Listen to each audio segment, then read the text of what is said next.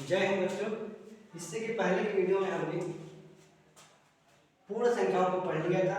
अब तीसरा नंबर संख्या में आता है पूर्णांक। पूर्णांक क्या होता है? तो ऋणात्मक पूर्ण संख्याओं सहित प्राकृतिक व पूर्ण संख्याओं को पूर्णांक कहते हैं। इसे आई से प्रदर्शित करते हैं। अब इसमें होता क्या देखिए, हम लोग प्राकृतिक पढ़ चुके हैं, एक से स्टार्ट होगा अनंत तक जाएगा। पूर्ण पढ़ चुके हैं, जीरो से शुरू होगा अनंत तक जाएगा। इसमें बस ये होगा कि ये जो -1 -2 माइनस वाली चीजें हैं ये भी आ जाएंगी। जीरो तो पढ़े ही थे, 1 2 3 अनंत तक पढ़े ही थे। जीरो 1 से स्टार्ट होगा तो वो प्राकृतिक होगा, 0 से स्टार्ट होगा तो वो पूर्ण होगा। लेकिन जो -1 -2 -3 को भी ले वो होगा पूर्णांक। कहने का मतलब ये 0 से शुरू होगा, प्लस दिशा में अनंत तक जाएगा, और फिर 0 से शुरू होकर ये माइनस दिशा में अनंत तक जाएगा। मतलब धन दिशा और माइनस दिशा, धनात्मक दिशा में और ऋणात्मक दिशा में, दोनों ही दिशाओं में ये अनंत तक जाता है।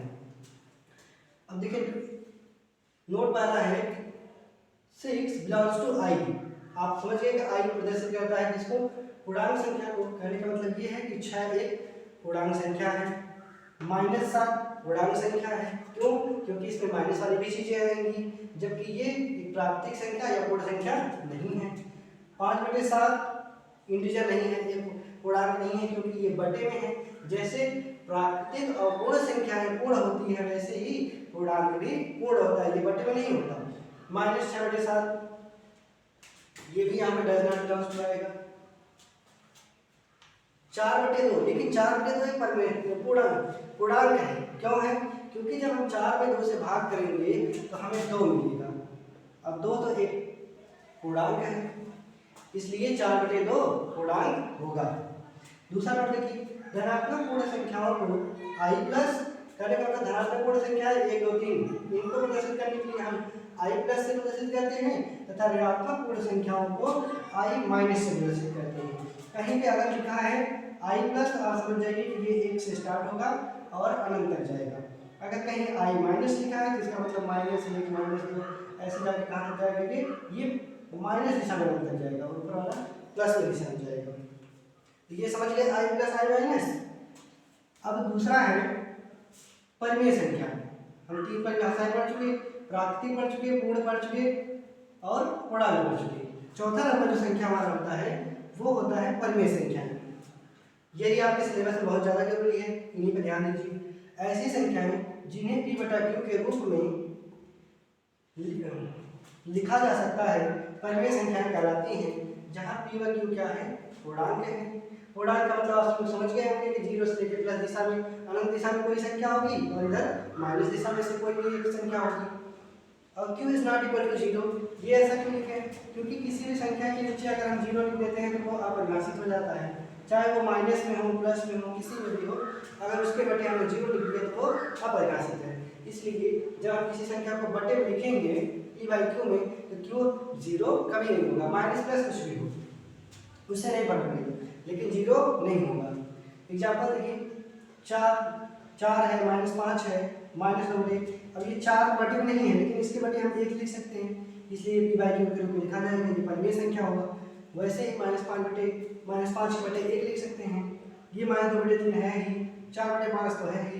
ये करनी में 4 लिखा है, करनी में 4 परिमेय संख्या है। क्यों? क्योंकि इसका वर्गमूल निकल जाएगा। 4 का वर्गमूल 2 होता है, होता है +- 2 होता है। वैसे ही करनी में 9 का वर्गमूल +- 3 होगा, और इन सब के बटे हम 1 लिख सकते हैं, तो अर्थात ये परिमेय संख्याएं बन जाएंगी। तो परिमेय संख्या में जब भी करनी में आए तो आप ये देख लीजिए कि उसका वर्गमूल निकल रहा है या नहीं। अगर निकलेगा तो परिमेय संख्या, और नहीं निकलेगा तो अपरिमेय संख्या। इसमें प्लस या माइनस का कोई अवरोध नहीं है, चाहे वो प्लस में हो चाहे माइनस में हो, सब परिमेय संख्या होंगी, बस बटे में लिखी जा सके, और अगर करनी में है तो उसका वर्गमूल निकल सके। अगली संख्या जो है हमारी अपरिमेय संख्या। अपरिमेय संख्या क्या होती है? तो ऐसी संख्याएं जिन्हें p/q के रूप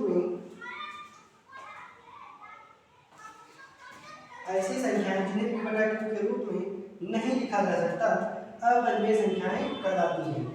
जैसे √3, √2, करनी में देखिए 3, करनी 2, करनी 5। पाई भी हमारा एक अपरिमेय संख्या है, अब देखिए कर्डिन 3 है, 3 का तो वर्गमूल नहीं निकलता, निकलेगा लेकिन वो पूर्ण संख्या नहीं होगी। कर्डिन 2 का भी वर्गमूल नहीं निकलेगा, न तो कर्डिन 5 का निकलेगा। तो जिनका वर्गमूल नहीं निकलता वो होती है अपरिमेय संख्याएं। पाई का थ्योरेटिकल वैल्यू हमने पढ़ा है कि बाई के साथ होता है, ये एक्चुअल वैल्यू नहीं है, ये थ्योरी से निकाली गई वैल्यू है।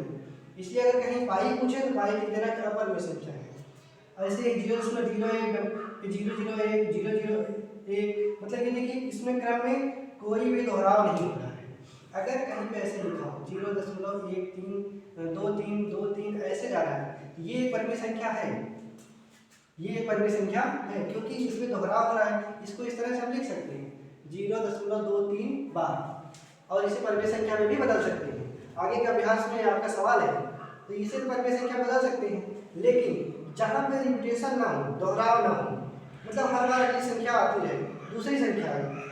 जैसे इसमें देखिए 2 3 5 6 7 6 मतलब हर बार अलग संख्या आ रही है, तो ये संख्याएं परिमेय संख्या के रूप में नहीं लिखी जा सकती, अर्थात ये क्या है, ये अपरिमेय संख्या है। दूसरी परिभाषा इसी तरह से दे सकते हैं क्या कि संख्याओं ऐसी संख्याएं जिनके वर्गमूल एक अपूर्ण संख्या होती है। अभी देखिए इनका वर्गमूल निकालेंगे तो अपूर्ण संख्या मिलेगी, जबकि यह है क्या, एक अपरिमेय संख्या है। तो ऐसी संख्याएं जिनके वर्गमूल एक अपूर्ण संख्या होती है अपरिमेय संख्याएं कहलाती है। तो आपको जो परिभाषा अच्छा लगे वो कर सकते हैं। इसके आगे बचता है हमारा वास्तविक संख्या और समस्त संख्या, उसको अगले वीडियो में बताते हैं।